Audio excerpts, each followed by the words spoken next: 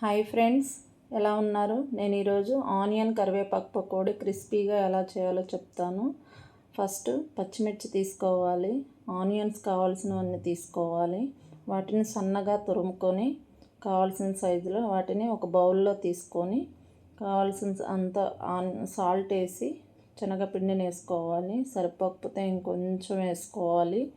వేసుకొని ఇప్పుడు దానికి లైట్గా వాటర్ని యాడ్ చేసుకొని దాన్ని మిక్స్ చేసుకోవాలి మనం ఒక కన్సిస్టెన్సీ వచ్చే వరకు. తర్వాత దానిలో మనం ఇప్పుడు కట్ చేసి పక్కన పెట్టుకున్న పచ్చిమిర్చిని యాడ్ చేసుకోవాలి. ఇవి సన్నగా తరుముకోవాలి. యాడ్ చేసుకొని పక్కన పెట్టుకోవాలి.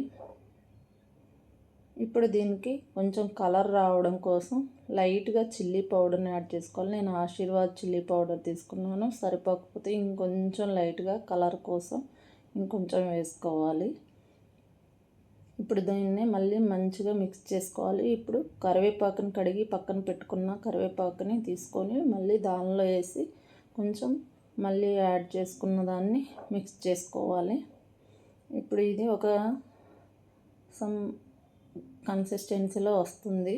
ఇప్పుడు దీన్ని బాగా దీనిలో వాటర్ వస్తాయి అన్నమాట. ఆనియన్ని మనం మిక్స్ చేస్తున్నాం కదా, వాటర్ వస్తుంది. ఇలా మిక్స్ చేసుకొని పక్కన పెట్టుకుంటే ఆ కలర్లో ఉంటుంది. ఇప్పుడు మనం స్టవ్ మీద బాణీలో ఆయిల్ పోసి స్టవ్ మీద ఆయిల్ పెట్టాలి.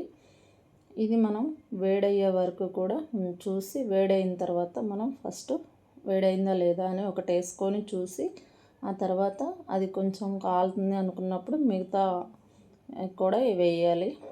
వేసిన తర్వాత ఇవి కొంచెం ఎర్రగా కొంచెం కలర్ రెడ్డిష్ కలర్లోకి వచ్చే వరకు కూడా మనం వేస్తూ ఉండాలి. వేసిన దాన్ని తిప్పుతూ ఉండాలన్నమాట.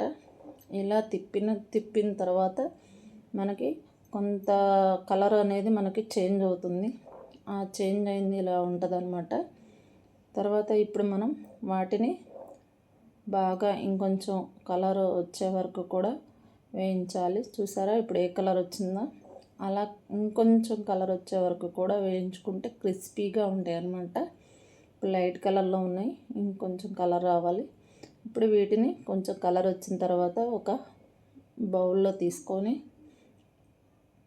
అవి అలా బౌల్లో తీసుకొని చూసినప్పుడు మనకి అవి ఎలా ఉన్నాయి అనేది మీకు తెలుస్తుంది.